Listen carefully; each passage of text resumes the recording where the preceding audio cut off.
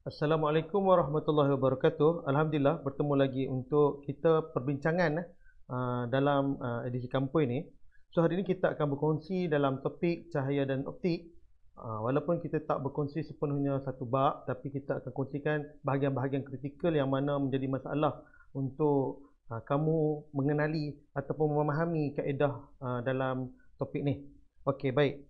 Hari ini kita akan membincangkan mengenai pembentukan imej oleh kantor.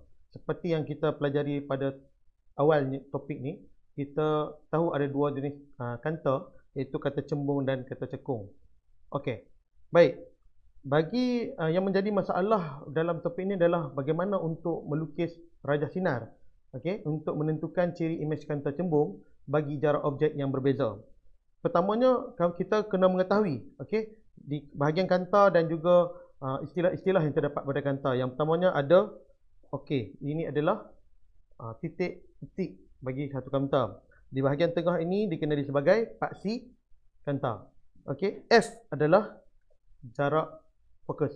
Okey, titik fokus yang mana jarak antara paksi ke titik fokus ada dipanggil jarak fokus. Okey. Apabila kita diberi satu objek di hadapan kanta, bagaimanakah kaedah untuk melukis rajah sinar itu? Okey, yang pertamanya kita kena tahu, okey, jarak objek adalah di mana objek dengan kanta. Okey, langkah pertama, okey, F di belakang ni adalah titik yang kita akan sambungkan nanti. Okey, dan dia akan bermain dengan dua garis. Satu garis selari dengan paksi kanta tu. Okey. Okey, garisan sepanjang mungkin dari puncak objek melalui O, pusat optik. Okey, gariskan sepanjang, maksudnya kita garis saja. Okey. Yang pertama, garisan yang pertama. Kemudian, garisan selari dengan paksi utama dari puncak objek ke paksi kanta. Itu garisan yang kedua yang kita kena lukis. Dan sambungkan garisan dari paksi kanta melalui F, titik fokus. Dan titik pertemuan antara dua garis ini akan mendapatkan imej. Okey, garisan dua bersilang memberikan imej. Kemudian kita perlu lukis imej ini secara putus-putus, dan di mana pertemuan itu akan dilukis anak panah. Okey. Di sini ciri imej yang kita boleh dapatkan. Yang pertama, imej yang terhasil adalah nyata. Yang kedua, songsang, dan bila kita tengok itu, dia imej ini lebih besar daripada objek. Bila kita ukur, saiz imej ini akan lebih besar daripada saiz objek. Okey. Contoh peralatan yang digunakan untuk mendapatkan imej seperti ini adalah projektor LCD. Okey, baik. Kita pergi contoh Okey, ini nyata, songsang dan juga maya. Kalau terbentuk macam ni juga. Nah, mesti dilukis secara putus-putus untuk imej. Okey, baik. Macam mana pula jika objek itu berada dalam jarak lebih daripada 2F? Macam mana kita nak lukis imej bagi objek macam ni? Okey, kaedahnya sama. Pertama, garis itu mesti melalui titik optik. Okey, kemudian garis yang kedua selari dengan garisan optik, kemudian melalui paksi kanta. Dan sambungkan sehingga berlaku pertemuan antara dua garis ataupun rajah sinar ini. Dan akan terhasillah imej yang kita cari. Okey. Dan imej yang terhasil mempunyai ciri seperti nyata, songsang, dan juga lebih kecil daripada objek. Kita boleh bandingkan atau kita boleh ukur, okey, saiz imej dan juga saiz objek. Okey. Bagi peralatan optik ini biasanya adalah penggunaan kamera DSLR. Okey. Bagaimana pula bagi objek yang berada di tempat 2F ataupun bersamaan dengan dua jarak fokus? Lukisannya sama. Yang pertama, garis terus melalui titik optik. Dan garis yang kedua, terus ke paksi kanta dan sambungkan dua garis tersebut sehingga bertemu. Okay, pertemuan itulah akan terhasilnya imej. Imej yang terbentuk berada pada 2F. Okay. Dan ciri imej yang pertama nyata. Yang kedua songsang dan imej yang ketiga sama saiz dengan objek. Itu ciri yang terdapat pada imej yang terhasil pada objek yang berada pada 2F. Okey, contoh peralatan yang digunakan yang mendapatkan imej seperti ini adalah mesin photoscape. Okey, seterusnya, jika objek berada pada titik fokus. Okey, maksudnya jarak fokus objek itu bersamaan dengan titik fokus. Sama saja cara lukis dia. Yang pertama, sinar itu mesti melalui titik optik. Okey, kemudian lukis sinar terus ke paksi kanta dan kita garis lurus sinar yang seterusnya melalui titik fokus tersebut. Okey, dan sambungkan. Jika tidak ada penyambungan, kita terus sahaja dapatkan imej di situ, kita boleh katakan yang mana. Kemudian tegak dan lebih besar daripada objek. Okey, apakah contoh peralatan optik bagi kanta ni? Ini adalah teleskop sebab kita lihat objek yang jauh. Okey.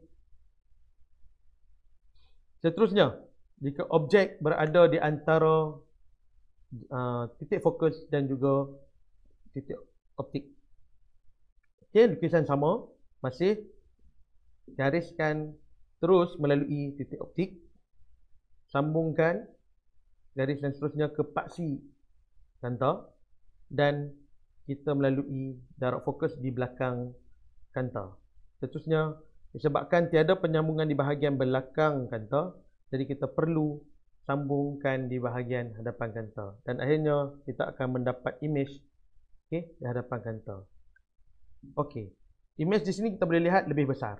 Tapi adakah nyata atau maya? Okey, seperti yang kita tahu, kalau imej terbentuk di belakang kanta di sini akan menjadi imej yang nyata.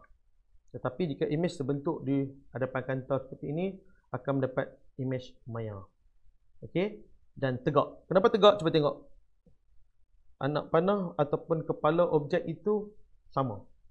Kalau berada di belakang dan kepala ke bawah ini, dia akan jadi songsang.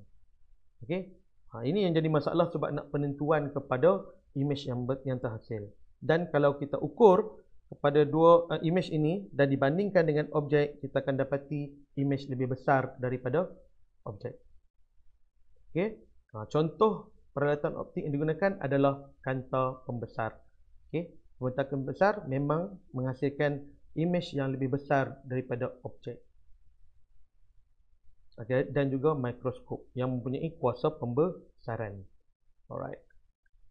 Seterusnya, macam mana pula kita nak lukis? Okey, Raja Sinar menentukan ciri imej kata cekung bagi jarak objek yang berbeza. Okay. Pertama, objek berada di belakang 2F atau lebih daripada 2 jarak fokus. Okey, pertama garisan sepanjang mungkin daripada puncak objek melalui pusat optik ataupun O. Okey, sama saja kita lukis.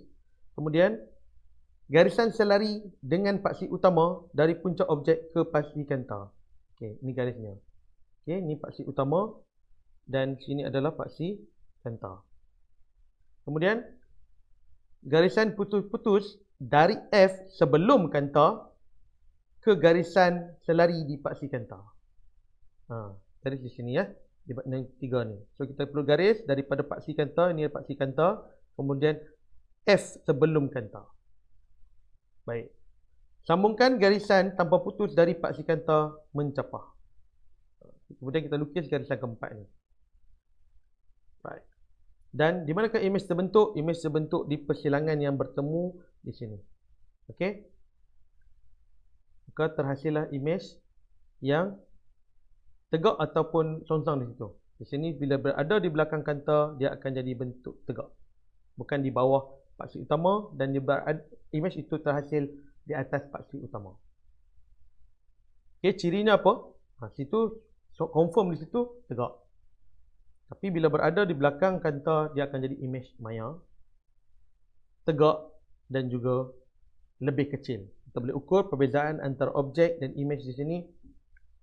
Nampak jelas image lebih kecil daripada objek. Okey, bagaimana pula jika objek itu berada di hadapan F ataupun di hadapan jarak fokus? Okey, pertama kita lukis garis daripada kepala objek ke paksi pusat optik.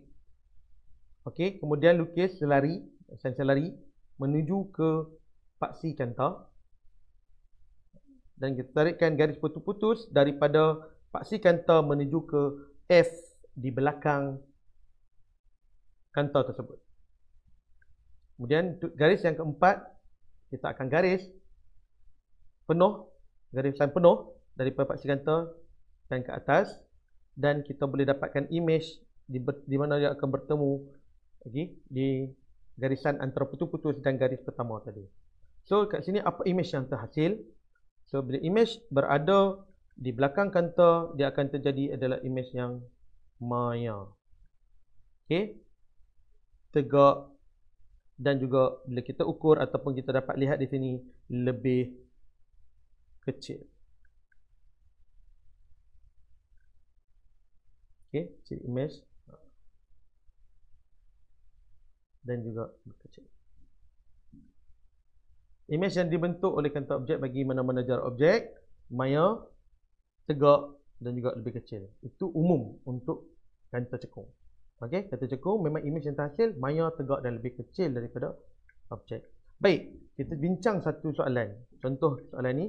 Okey, macam mana kita nak jawab soalan berkaitan dengan soalan dalam topik ni. Okey, contoh di sini dia bagi objek berada pada kedudukan 2F. Okey, di mana dia bagi kanta cembung. Dan dilukis juga image yang terhasil. Okey, lengkapkan gambar rajah sinar pada rajah 9. Di sini kita kena tengok, baca soalan betul-betul dia saudara. Lengkapkan gambar rajah sinar pada rajah 9. Maksudnya kena lukis pada rajah tersebut. Okey, kita kena tahu di mana paksi kanta, titik F ataupun jarak fokus di hadapan kanta, dan di mana image terbentuk. Okey, okey, so kita hanya perlu garisan daripada paksi kanta melalui titik fokus di hadapan kanta, maka bertemulah, okey, bertemulah di image yang terhasil. So di situ akan mendapat satu markah. Okey, soalan B, sekiranya objek digerakkan pada kedudukan antara F dan 2F, apakah yang berlaku pada saiz image berbanding saiz objek? Okey, dia cuba soalan itu kata gerakkan objek ini di antara F dan 2F, mungkin berada di kedudukan di sini. Apakah image yang terhasil? Okey.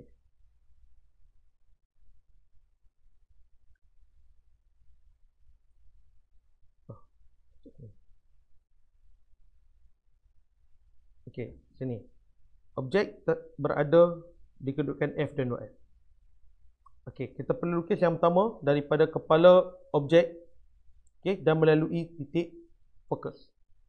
Kemudian garisan yang kedua daripada kepala objek menuju ke paksi kanta. Kemudian garisan seterusnya sambung sehingga bertemu di garisan yang pertama tadi. Dan terhasillah image di hujung. Okey, situ titik pertemuan. Okey, image yang terhasil nyata, songsang dan lebih besar. Kalau kita bandingkan antara saiz image dan objek, kita nampak image lebih besar. Okey, di manakah kedudukan objek yang sesuai untuk kanta cembung pada rajah 9 bertindak sebagai kanta pembesar? Berikan alasan anda. Okey, kedudukan kurang daripada F. Yang ni kita dah bincang tadi. Okey, kanta pembesar, objeknya mesti berada kurang daripada F, berada di hadapan F, antara F dan juga kanta. Baik. send image yang terbentuk maya, tegak dan lebih besar bila kan image objek itu berada di antara F dan juga kanta. Okey. Kanta cembung digunakan dalam peralatan optik seperti teleskop. Anda dikehendaki melakar reka bentuk sebuah teleskop ringkas dengan menggunakan dua kata cembung yang berlainan ketebalan, dua keping kertas manila hitam dan pita selofan dalam ruang yang disediakan di bawah. Okey, ini soalan reka cipta. So kita boleh lukis dengan menggunakan semua bahan yang diberikan.